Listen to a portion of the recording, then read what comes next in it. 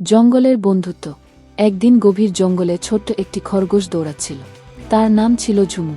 ঝুমু খুব চঞ্চল ছিল, সারাদিন লাফালাফি করত, খেলা করত। একদিন খেলতে খেলতে সে জঙ্গলের এক নতুন পথে ঢুকে পড়ল। হঠাৎ করে কি দেখে জানো?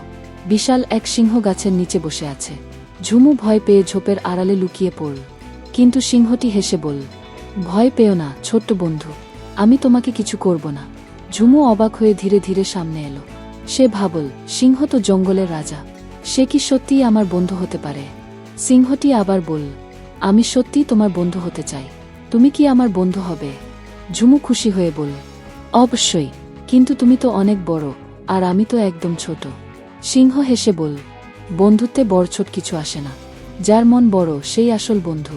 তারপর থেকে ঝুমু আর সিংহ একসঙ্গে খেলতে লাগল, গল্প করতে লাগল, আর জঙ্গলের অন্য প্রাণীদের সাহায্য করল। এইভাবে জঙ্গলের সবাই বুঝতে পারল, বন্ধুত্বের জন্য শক্তি বা আকার নয়, দরকার শুধু ভালো মন।